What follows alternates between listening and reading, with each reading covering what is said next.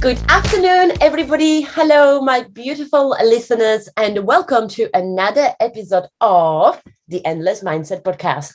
And today we are recording an episode either number 32 or season 2, episode 2, depends on how we're looking at it, as we are rebranding the podcast recently for those who don't know. So as always, I am bringing a new topic on the show and another fantastic and very, very inspiring guest. My beautiful guest, she and her husband built their own house from scratch while working full-time and living in a paper-thin caravan through a winter as well, accompanied by a lot of education, a lot of networking, a lot of investors meeting, and she became an expert, and now she is a project delivery manager for a custom-built site of 17 houses. Also a founder of Self-Built Academy. She's also a holiday-led provider, great at networking and building a relationship, forever student, wonderful Jennifer Law. Hi, Jen, and welcome on the show. Hi, Legs. Thank you for having me. That was a great intro. Oh, well, you deserve it. You are a great guest. Oh, thank you. I'm so glad you accepted my invitation for this podcast. We tried to do this for a while, so I'm glad that we finally managed. We both have a very busy schedule, so yeah, we finally here. Me too. Thanks so much for asking me. I'm really excited. I'm nervous to be on, but yeah, thank you for asking. You'll be more than fine. I can see people who are listening who can't see you right now, because obviously this is going to be on the YouTube as well.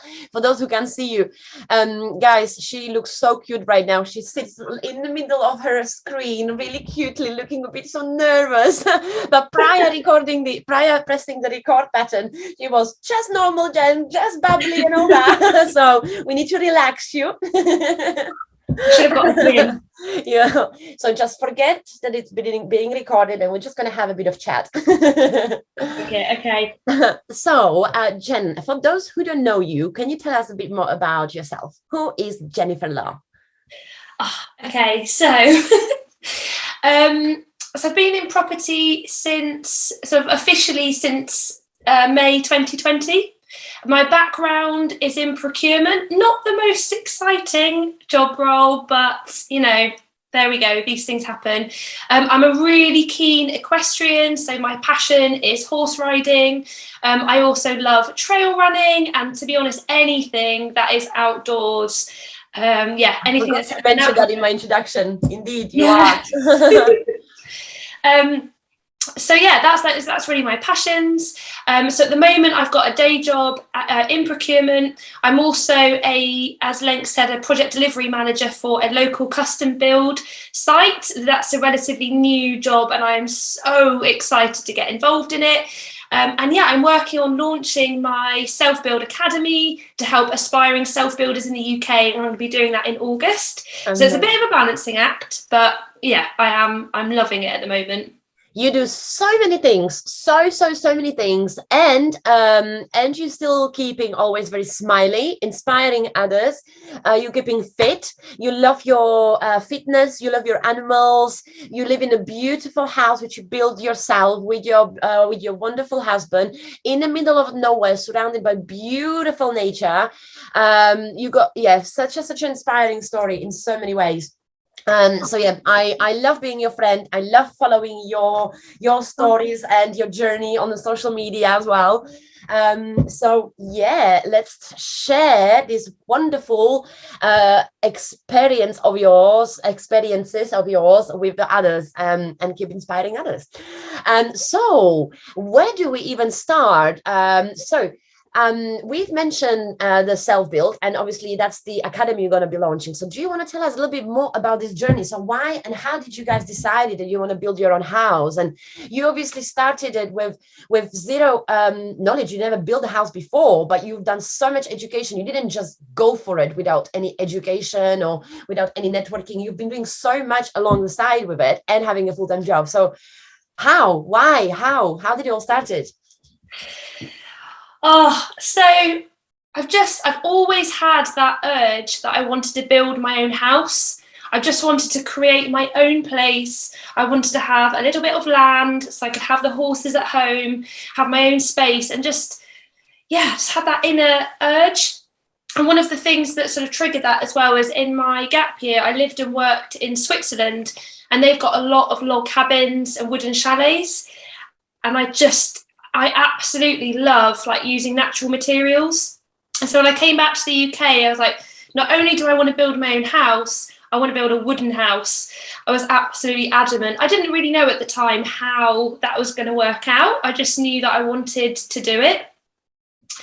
And myself and my husband, well, Ben initially didn't want to build a house. He would like to just buy like 3-bed, sort of semi-terrace maybe, so just he's in the military, and I think he just wanted kind of a more normal life with that. Normal life. And Jenny's like, no, we are not ordinary. I remember us having the conversation, which was sort of along the lines of, this is what I'm going to do. Are you in? Do you want to get involved? And he said, you know what? Why not? Yeah, I'll get involved. So initially we were looking to build in Wales. We really love Wales, mainly because of the Brecons and there's so much outdoor space. But both of us at the time were working in the MOD. And when we came back from being deployed, the house prices in Wales, anywhere close to the bridge between England and Wales, have gone up quite a lot, because they'd announced they were going to scrap the toll bridge fare to get from England to Wales. And so when we got back, the house prices were about 20% more. And it was making it really challenging for us to find somewhere to buy something on a plot of land that we could build, or maybe a barn we could convert. Oh, I'm so glad that you didn't, because now you're much closer to me. I know, it's so weird how things work out. Mm-hmm. So we got married, and the day after we got married, my parents, who live in Devon, said, you know what, we've got a barn that's sort of on its own, a separate part of the farm, and if you would like to have the opportunity and you can get planning on the barn, then we'll give you the barn with a little bit of land. And I was thinking, wow. In Devon? I was like, it's in the middle of nowhere. I'd lived for like more than 10 years in Bristol. I was like, do we want to live in Devon? Anyway, so yeah, so much. Yeah, we went for it, and I'm really glad we did now, because actually it's such a beautiful part of the world, and it's not as remote as I'd initially envisaged. And you have your chickens, and we'll talk about everything. You got chickens, you got the horses. So we got offered the barn with a little bit of land, and then we started in 2018. We started looking at the process of getting planning to actually go through and see if we could get permission to convert it into a house. But yeah, had absolutely no experience, no clue what we were doing. And I remember we met our builder because we went to a pub in the middle of Dartmoor, literally at the bar ordering some drinks, bump into this guy, get chatting. Turns out he's actually a builder renovating the pub. And so we got talking about it, and he specialises in timber frame, like barn conversions and traditional builds. Wow. And that was in 2018. Yeah, and literally went from there. That's incredible. That is like you can't have anymore. If you're looking for sign, when people are saying like the sign was just screaming at you. Yeah. That's amazing. Meant to be. And we're still really good friends now, because the build process was really quite intense, especially as we did it over several lockdowns. So we all spent a lot of time together, and we're actually looking at the moment for another project to do as a team. Amazing. Is that the one you actually had a picture the other day? You made a post or story, wasn't it? Is that the same person? Yeah, it was so Beckle, who's the main builder, and then Martin, who is foreman, and a really skilled carpenter. So it's just sometimes you meet people in life and you just know they're going to be, whether they like it or not, but they're going to be part of your life. Like you and me, that's it now. It's strange, isn't it? How you just meet some people and you're meant to meet each other. You're not going anywhere. You're my friend forever. We're stuck together now. Oh yeah. Sucks to be you. Oh, that's amazing. So and obviously by your journey, as I've mentioned before, so as you were learning about it, as you were doing all your networking, and you decided you're going to build your house, tell us a bit more about the journey, where you were living. Yeah, okay. Sorry, I realised I went off topic from the question before, but I should probably say as well. So in May 2020, I was inspired by Steph and Lucy Ingram, who you know as well. They Yeah, live good friends of in the mine. same married patch that we did in Plymouth. And I remember Lucy had put a post up on Facebook about rent to rent. And I'd never heard of any of these creative strategies. Like prior to that, I was looking at buy-to-lets. That's sort of what I was thinking about. This is sort of what we were thinking. And I saw this post about rent to rent. What is this magic? Anyway, signed up with a wonderful mentor called Danielle Bell at the time, and went down a whole path of looking at rent to rents. And she had pushed me to get out on social media and document my journey. And I'm so glad she did, because shortly after that, because of COVID, we lost our self-build mortgage for our house, and we'd already started building. We had a little bit of a profit we'd made on a house in Bristol that we'd done some work on and sold. And so we got the build going, and then we found out we lost the mortgage. Wow. Just in a total panic as to what could we do, because at the time those offices had closed down. RIC surveyors weren't going out. We couldn't get hold of our mortgage broker. There were all sorts of things that were happening, and the world was in turmoil. But our build team continued. And then I remember having a conversation so I'd done a lot of education in property, like the rent to rent side, and anyway, through my mentorship, I was learning about other creative strategies. And at the time, I didn't really see how that would relate to what we were doing with the build. And then Danielle had said, you could raise investment to finish your house. So we had to raise 270,000. And she said, you could do that. Like you're already building a presence. You've been sharing some of what you're doing with your build. And I remember the moment I was in bed. It was in October in the caravan. It was so cold. And I just got into bed. It was like, it's the warmest place. And I remember just thinking, shit, like this is my only option. I'd looked at everything else. We'd looked at like crowdfunding, all sorts of other things. And the only thing that was going to get us the cash in time would be if we could get it from private investors. So I started that with family and friends, and friends of friends, and people I'd met through property and through the networking that I'd done. Managed to raise that money literally with like days to spare before we needed it as well, which seems so crazy. Like if you told me before that's how we'd finish our build, I never would have believed you. Wow, there's so much. This is what I mean. Like you guys have such an inspiring story. It wasn't just, we live in this beautiful flat or a house while we're building a house and everything is just perfect. No, you had a lockdown, you got a mortgage, falling through. You had to find different ways. You were learning about different strategies you never even heard before. So yeah, wow. Okay, so now you raised the money. Well done. So the build continued. Incredible. Well done. So how long did it take you to build it? So the actual build process with boots on the ground was quite quick, because we had a fairly big team, and also because we lived on site, we were on it, because we could then help out evenings, weekends, anything to help keep the project running. We could take deliveries. So the site clearance, Ben and I started in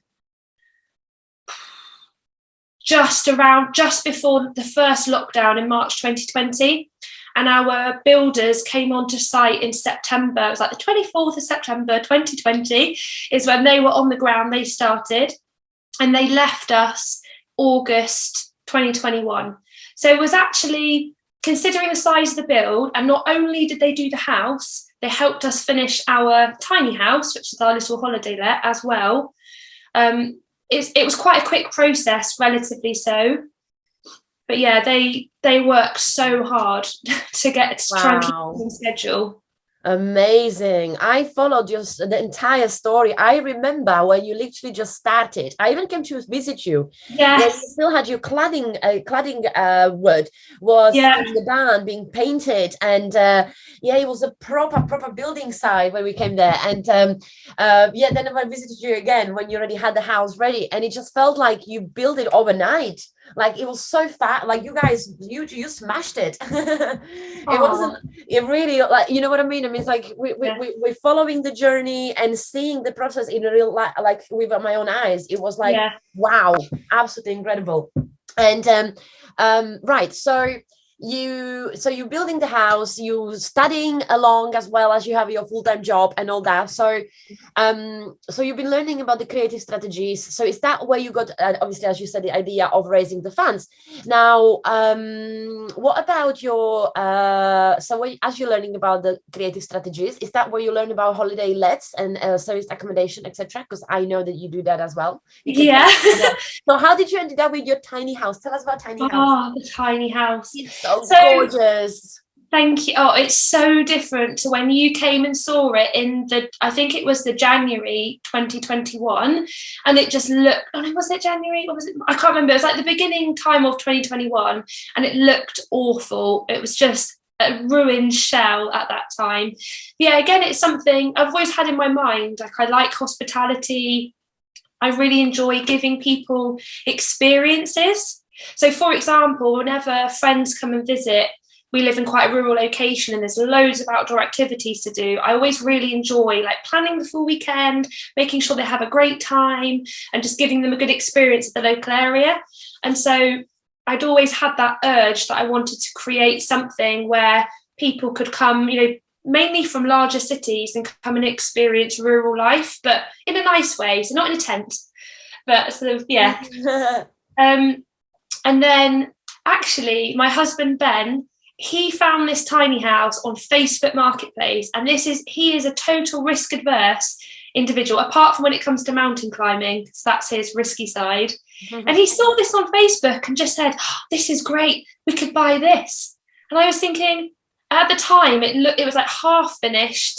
It just looked estate. And I was thinking, Like, who are okay. you and what did you do with my husband? Yeah, I'm not sure this is the best investment right now, but maybe. Yeah, especially you're in the middle of build, or like you're doing your build, finances and everything is obviously very tight and all that. You're living in a caravan, so yeah, this is what I mean. Your story, guys, is incredible. So yeah, more, tell me more. Yeah, so actually we ended up buying this caravan January 2020. So we were already in like the planning process with the build and going through quite a lot of the legal paperwork. And we knew we were going to move on to site in the June time. So we had a little bit of time. We went to go and see this thing on Facebook Marketplace, and it had all, by the time we got there, it had already sold, and we ended up paying more for it than what it was even listed. I just don't know what we were thinking.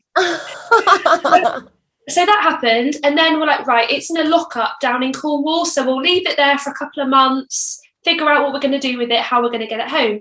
Then COVID hits, and then you can't travel, and this thing is locked up.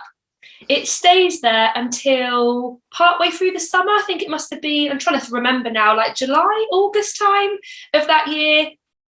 We try and go and we've got a friend with a tractor. He tries to go and pick it up and tow it back.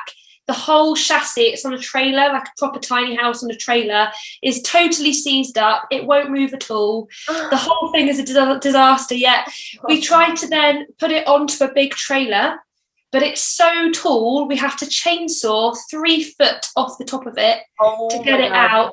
Yeah, it was under, there's bridges where it was in Cornwall. Oh my God. Oh, yes, of course. Yeah, if anybody wants to see the photos of this, it's just ridiculous. By the time it gets home, it is, we literally should have just built something from scratch. But when you've invested too much in something, you're like, right, we've got to make the best of it now. Wow. And you did.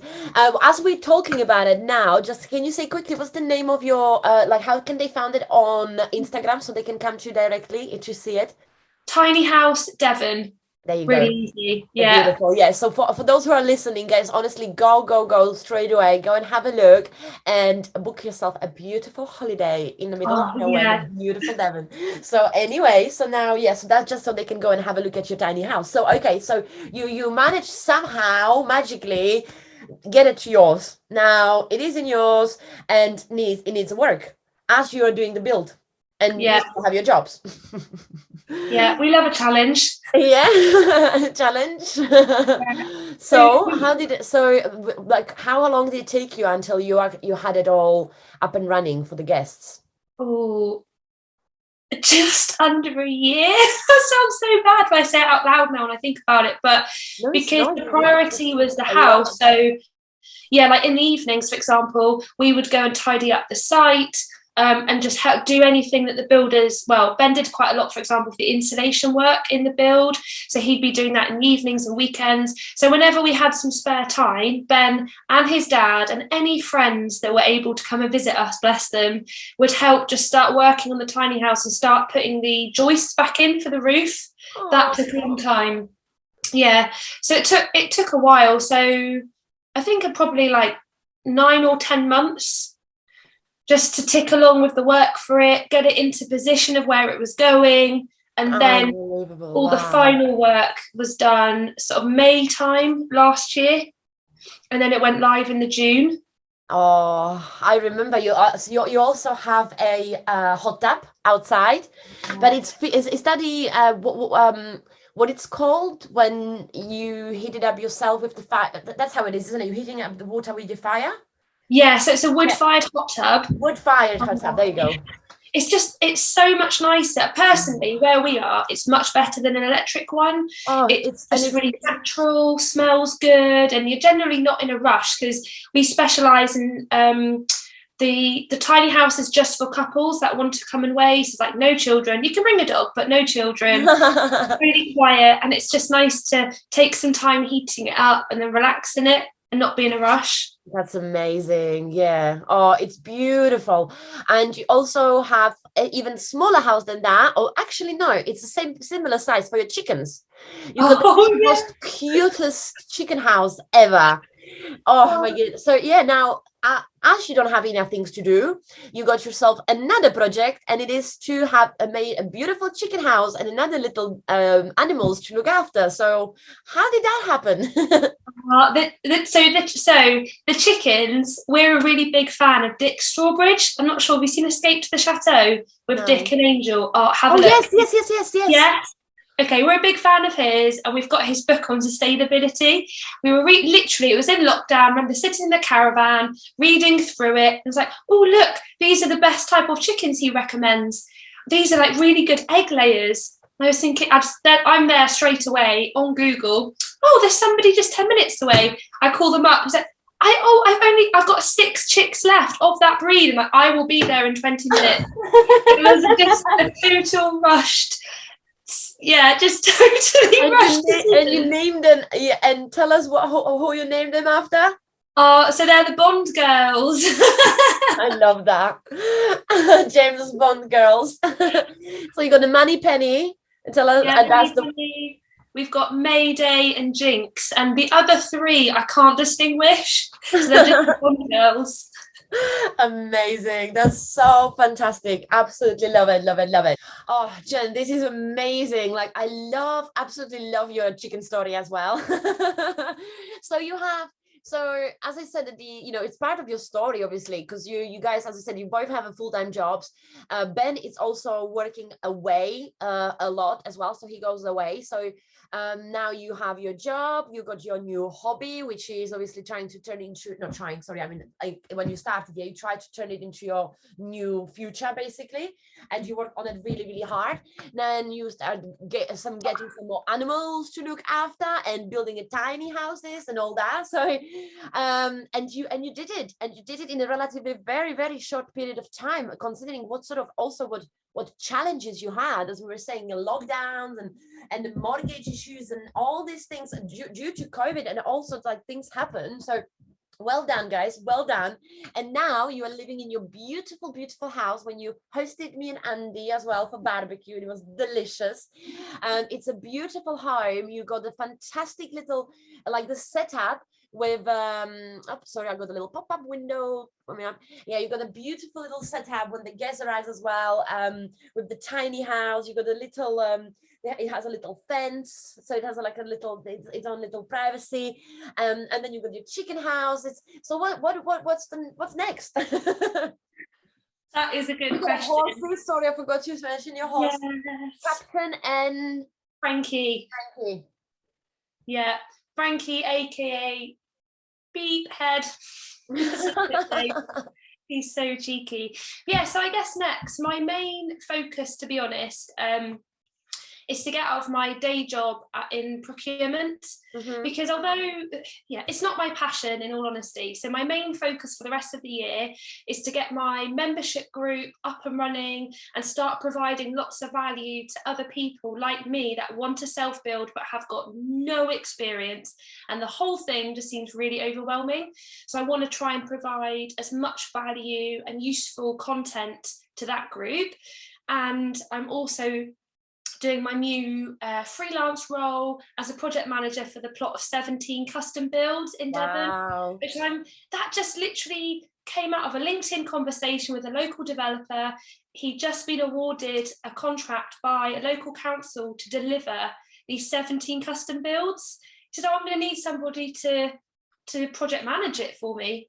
I was just thinking, I mean, I don't have that experience, but I would love it. So I'm really excited about that. You being you're gonna learn faster than people with experience. You're gonna deliver much better. You're gonna deliver amazing service, and you're gonna learn so much, and and so fast as well. And I have no doubt. I hope so.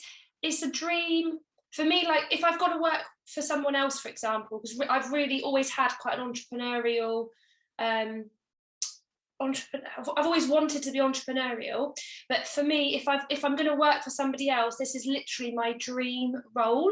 And I feel like I'm going to, like you said, I'm going to learn a lot and be able to share that back with my community as well. Yeah, I'm really for your self-build academy. Yeah, it's going to go back really. Yeah, I'm really excited about it. All things happens for a reason, isn't it? It's even like you even been sort of building your a tiny house as well. Like even though you didn't do the, the what you call this, the foundations or whatever, like not foundations, because you actually have to do your foundation back there. But you know what I mean? Like even though you didn't start it from the scratch, you've done so much with it that even things like that, it's like a mini tiny little build. And it's like everything you've done, everything you're doing, it all meant to happen. And I have no doubts that you'll be out of procurement in no time. So your goal is to be full-time property by the end of the year, yeah? Yeah, this is going to hold me accountable if I say this, because I've said year on year I want to leave, but because of the build, at the time I needed to stay in a more secure role. So I'm going to say by Christmas Eve this year, it makes me really nervous, but by Christmas Eve this year, I would love to stop my day job and be fully submerged in property. And I have no doubt you will. I have no doubt. That's amazing. I'm going to quickly picturing it as well for you. Thank you. A bit of visualization. That will definitely help. What I visualized was you and Ben cheering with a glass of champagne when you are like, I'm free. I'd love to do that. I think it's because having a day job, I'm sure all other entrepreneurs, if you've got a sort of a business as well as balancing a day job, I feel as if I just cannot 100% focus on property. Like I can't fully be in the moment with it because I know that I've also got the day job in the background. Because how did you find it when you went from full-time to having your own business? How did you have that planned, or how did that happen for you? Well, the thing is for me was, when people say that you never can wait for the perfect moment, because you'll never start. So my story is also linking a little bit to COVID as well, where COVID did I basically lost my job because of COVID. The person who I work with couldn't afford help anymore, because obviously I already started in property industry. I did similar thing to you as well. I wanted to go full-time property. So I got myself a job which was paying nothing. Literally, it was paying nothing, barely. It didn't even pay half of my bills at all. But I wanted to learn about property. And then when the COVID hit, they couldn't afford me anymore to keep me on, as well as a couple other people. So I basically lost the job there. Then I got myself another job very quickly, just something in local. And I was lucky to get actual management job, considering how many people were applying. But I've lost that job as well when the second lockdown came. So I was literally thrown out, and now I'm thinking, I was like, so I want to do holiday lets. This is what I'm building. And now we are in a COVID, which no one is traveling, and I lost the job twice. I was like, what? But I decided that I am not going to get scared and give up. And I kind of was, so as I said, it wasn't like a nice smooth transition or anything like that. I literally was like thrown, and I was like, right, you're gonna do something now. And then I got myself my first holiday let, which it took me a while, obviously, being online presence, just like you when you found your LinkedIn guy, or when you were finding your raising finances for your house. Similar thing for me. There's no chance I could get a loan or anything like that, but because of who I was becoming, like people getting to me now online, I found someone who was willing to invest in me and help me with my first rent to rent. So I bought all the money, found someone who was willing to give me his flat as a rent to rent, find someone who was willing to lend me the money, which I still owe. And because then the money were reinvested to another, because my business now is growing.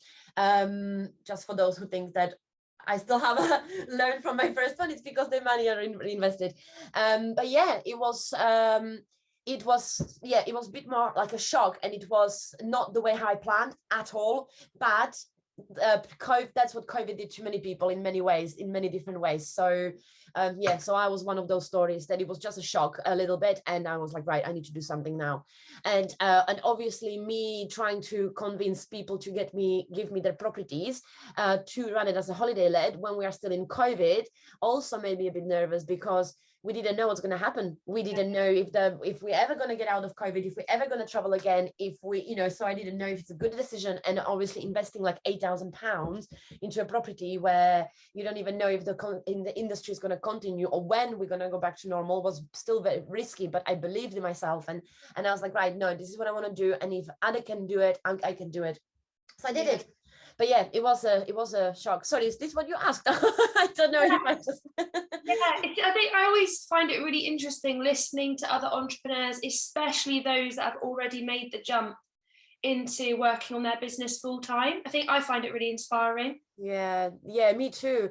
And it's like with the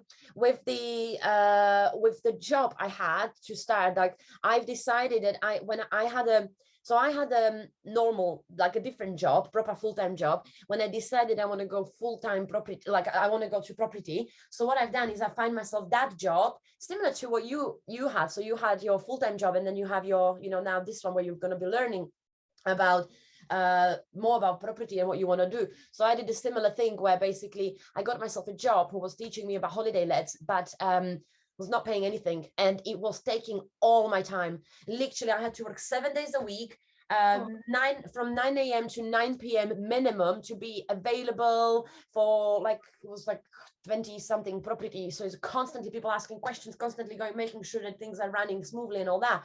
So it was taking it was absolutely crazy. It wasn't the smoothest. And then I lost it, and then I was like, right, I learned a lot, let me do this myself now. So yeah, it was a bit crazy as well. But it paid off. Pardon? It paid off now though. I am currently working on onboarding. So I started officially last April. So it's been just over a year. Well, May, to be fair. So it's just been just over a year, and I didn't really push last winter for several reasons.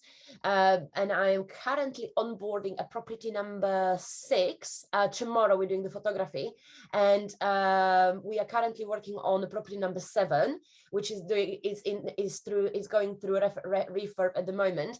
And yesterday I received a phone call. A guy offered me a property, which I'm still thinking about on my terms, but it's one of the most stunning properties you've ever seen, with a sea view from both sides of the building, in a beautiful Victorian building made in a completely modern, with a marble it's just beautiful, and with a parking in Timov, and they offered to me as a rent to rent. So hopefully, fingers crossed, soon I should call it. Hopefully I'm gonna have 10 very soon. So that's my next. You're building the momentum. This is the thing, isn't it?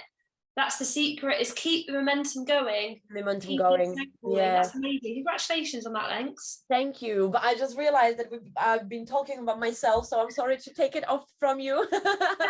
But to be fair, I'm just thinking, actually, for people who listening to my show, but they don't really follow me, because I do get that sometimes, that people don't know that much about like my business as such, because I'm interviewing others. So even though I stole a little bit of your time, then at least listeners know a bit more about me. So you know what we should do? We should do a podcast, and I'll interview you for your podcast.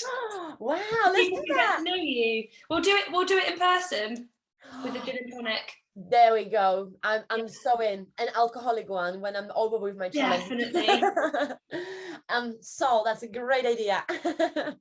Fantastic. Okay, my lovely. Well, let's go back to you now. So tell us a bit more now, if you want, about the academy, for those who would be interested, for those who are listening and they'll be like, you know what, I need to know more, like I would love to know more about that. So tell us a bit more about that.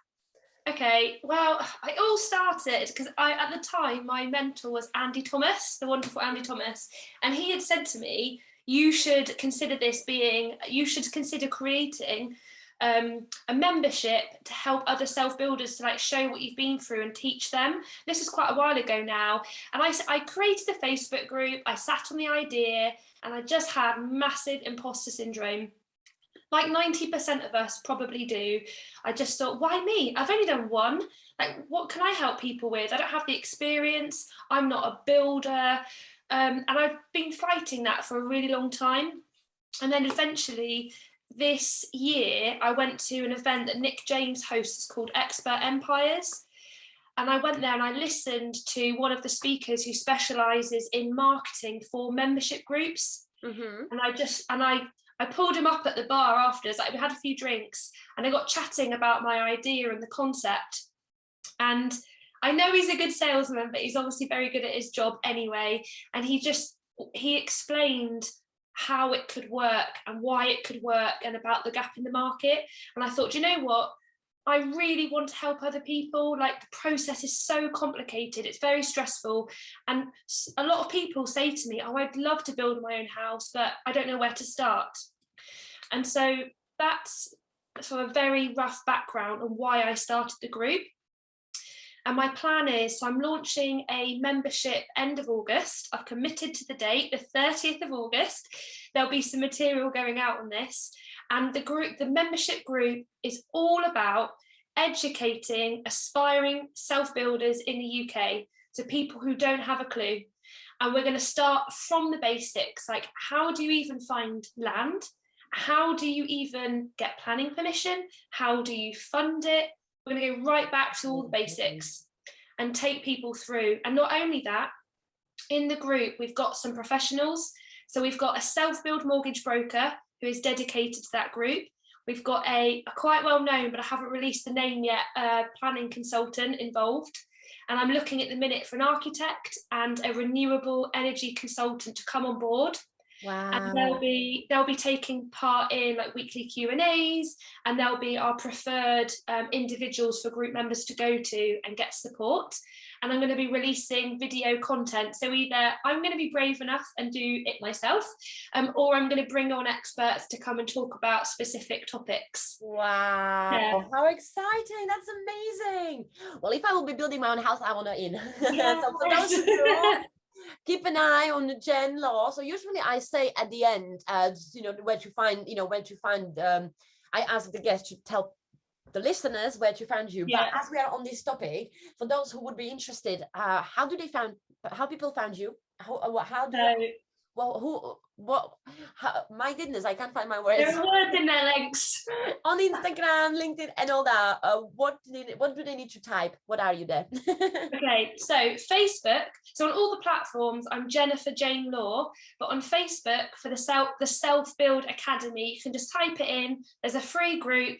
Come and ask all your daft questions that you're going to feel embarrassed about and asking in the bigger groups or whatever. Just come in and ask the questions. It's a really lovely group, and I'm very strict about monitoring it, which is the beauty of having your own group.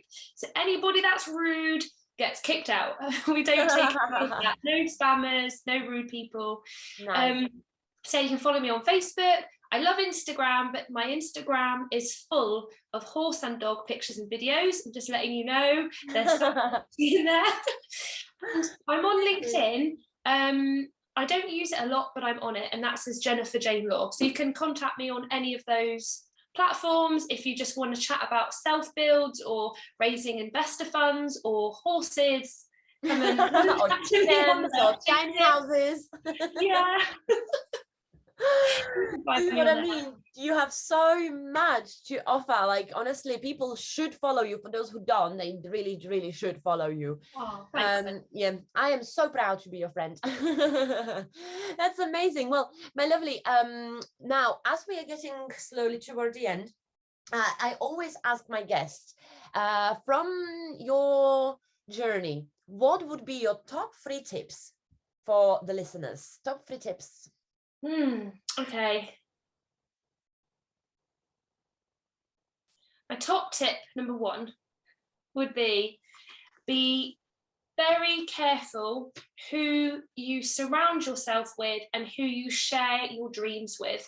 Nice. You need to make sure that you are sharing your dreams and visions and goals with people that are going to support you and are ideally on the same path or ahead of you in your journey. That's really important. That's a good one.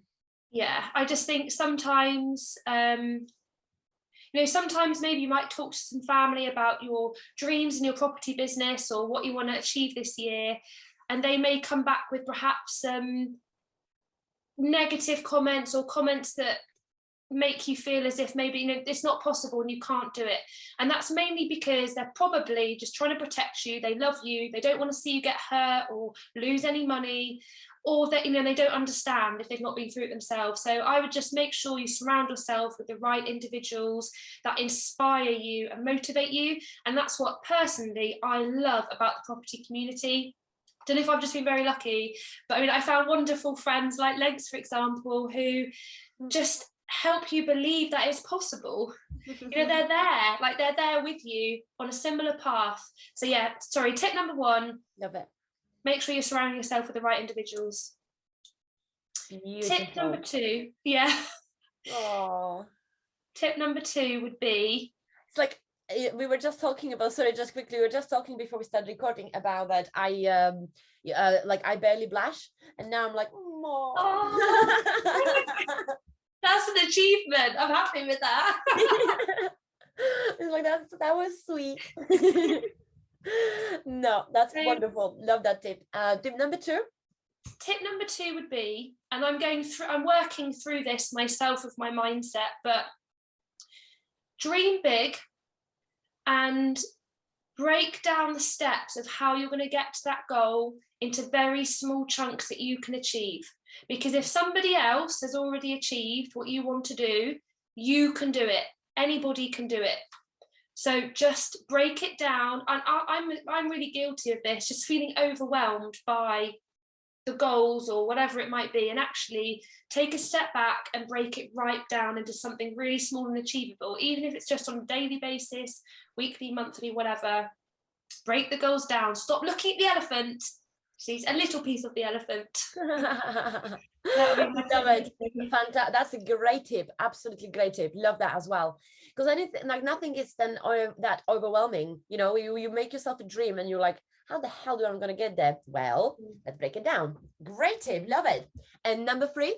Number three. Now, so many people tell me they hate doing this and they don't want to do it. They don't see the value in it. But I'm telling you, it is one of the most important things you must do in property, in any business actually, is networking, because you just don't know who you're going to meet. You could have a really awful week. You've got no deals on the table, no investors. You go to a networking event. It happened to me at Expert Empires. I sat down chatting with somebody there talking about property, and the guy's got 150k he wants to invest, hands off, hands free. Ta-da.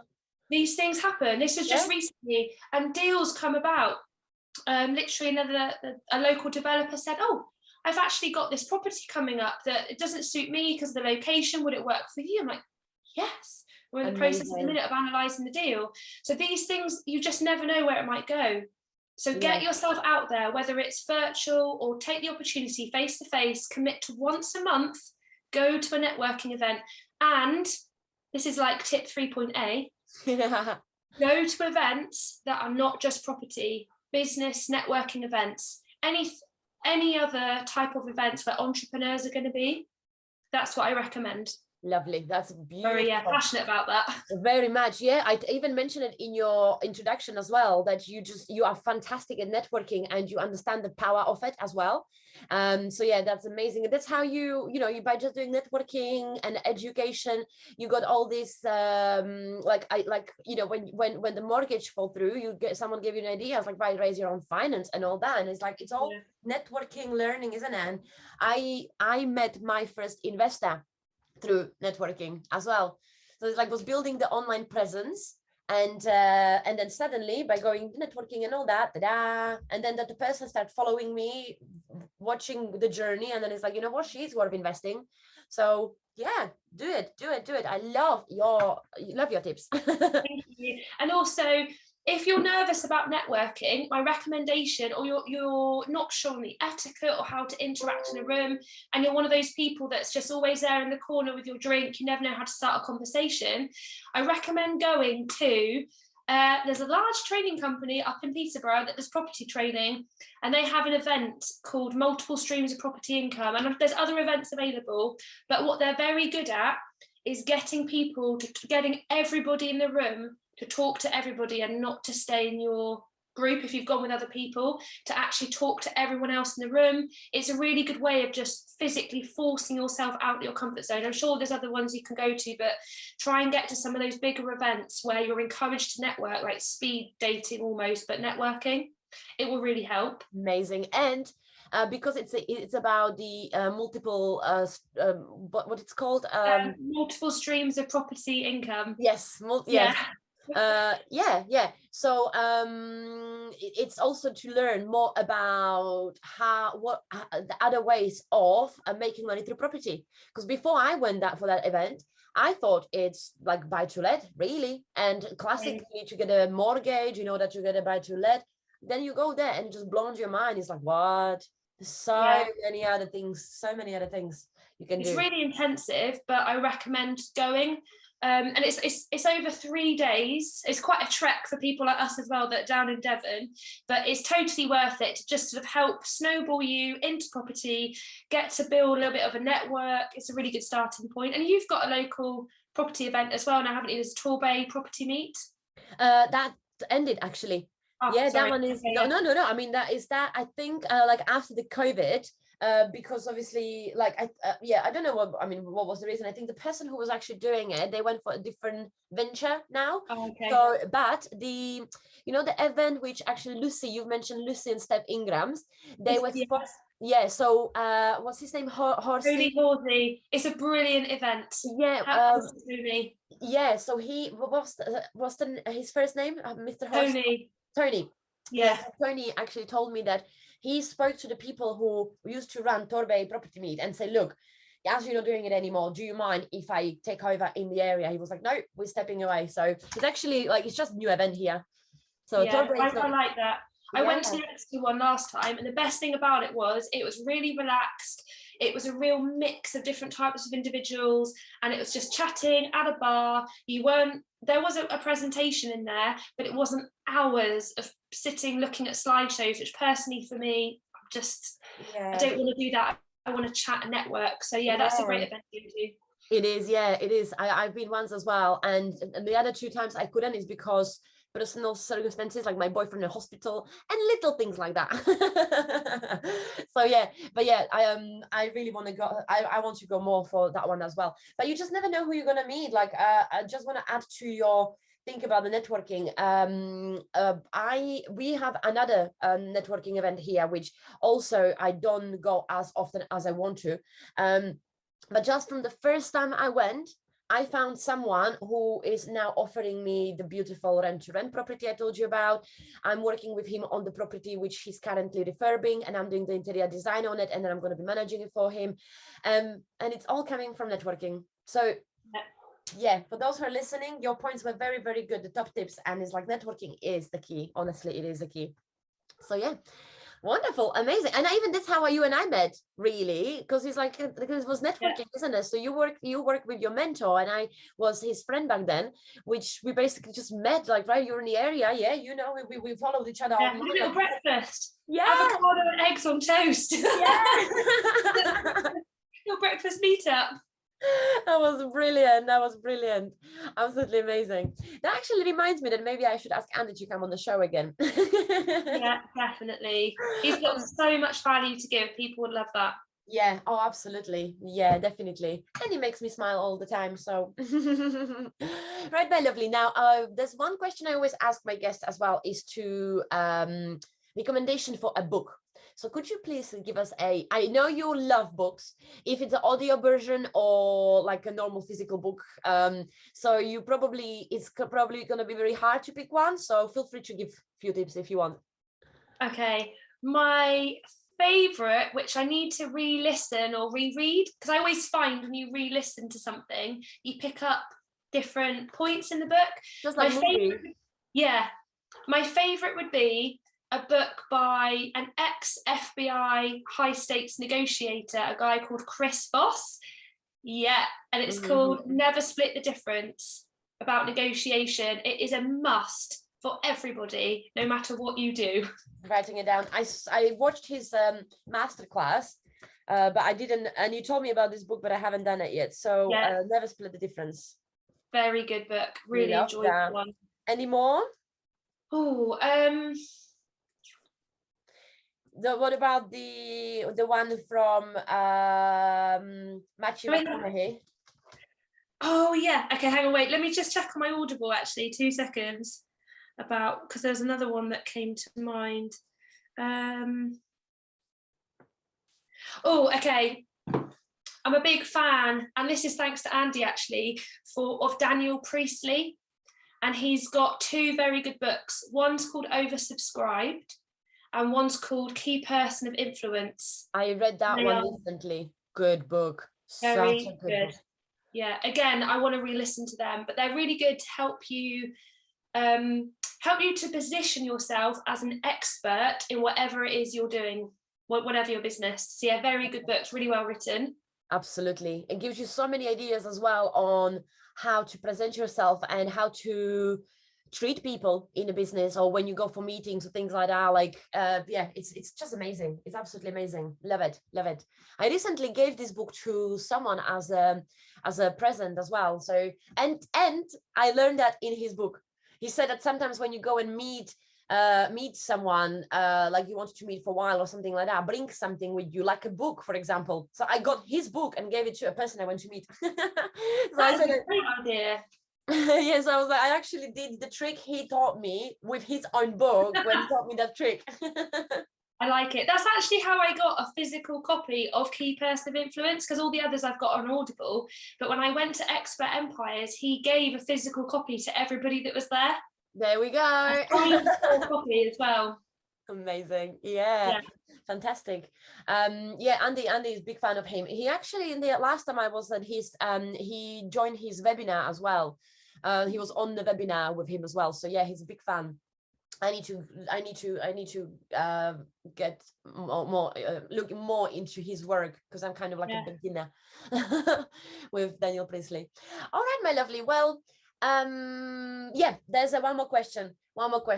When you not studying, working, building houses, or networking, or looking after your animals, or million of things you do, and when you put a TV on, what would you recommend someone to watch? It doesn't need to be educational. You can just recommend something you would like watching in your free time, or it can be educational. What would you recommend? What would you say? Like, you know what? No.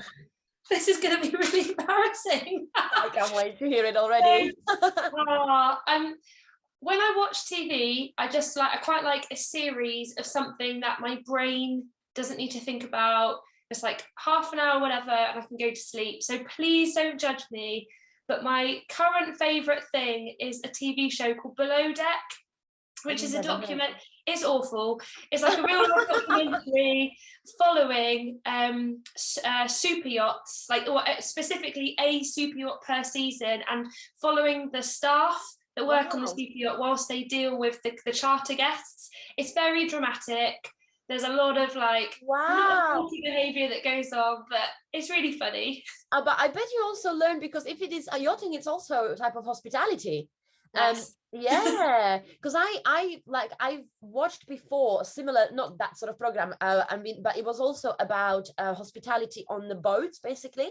And even though I don't have a boat, and it was just one of those that I was watching it, because this is actually what I've learned. You just never know what you learn and where. And actually, that was in that show about boats, where I've learned the thing which I'm so strict about my holiday lets, and that is to have a very, very, very good quality of bed sheets, and very soft bed sheets. And it was them, they were saying that no matter what you do, how beautiful your property is and all that, you'll get the feeling what they have when they go to bed, and the feeling how they are when they wake up. If it's not soft, if it's not nice, that is ruining their beautiful experience. And so you just never know what you're going to learn, even in the boat show. Yeah, that's such a good point. I do that as well. So because I got the tiny house, but I've also got it's a bit random, but I've got a caravan that I manage for someone else and rent to SA. And the quality of the sheets, if you think about it, when you go to a hotel, well, you can just tell when they're quality sheets. It's such a nice feeling. It's a really valid point. Absolutely. Totally. I have what do you call it, a rule. Mine have to be 100% Egyptian cotton and minimum 400 threads. Minimum 200 is not enough. It's like, and it lasts longer as well, and it's so much softer. And since I'm doing that, I can't have different sheets in my house. Like, I bought a sheet the other day because it was a beautiful design. It literally was going well with my current style, and it was going so well with my with the colors of my room. It was one of those jungly style, dark blue, green, and some animals. It was beautiful, and it says that it's a 100% cotton. Bought it, washed it, as I do obviously straight away, with a softener. I got to bed and I'm like, this is not nice. I was like, maybe I need to give it another go. I stopped using it after 3 nights, because I actually even couldn't sleep, and I was like, maybe I'm turning into a snob. But the thing is that it makes huge difference, and it actually made me realize how the good decision I'm doing for my business is to have that strict rule, because if I can feel the difference at home, imagine people on a holiday. So I was like, yeah, definitely, even at home, never under 400 threads. Yeah. So yeah, that's a rule now. Right, my lovely. So we've shared part of your wonderful story. There's so much more. We could be here for hours. You already told us where to find you, got your recommendations, etc. Is there anything else you would like to add before we sign off? That's a good question. I just want everybody that is looking to start a property business, no matter where you are, no matter what happens, do not give up. Do not give up. Just keep going. You might be feeling like you're hitting a brick wall every week, but you will get lucky. The only reason people get lucky is because they don't stop. That's it. So just keep going. Have a little shred of self-belief. Get some good friends around you who are going to support you, and just keep chipping away. Amazing. I love that. Absolutely love that. Very good. Final little tip from Jen. Big one, I mean, not little. Jen, I can't thank you enough for coming on the show. You've shared amazing value with the listeners. Your story, as I said, is incredibly inspiring. And I'm very proud to be your friend, and really, really glad you came on the show.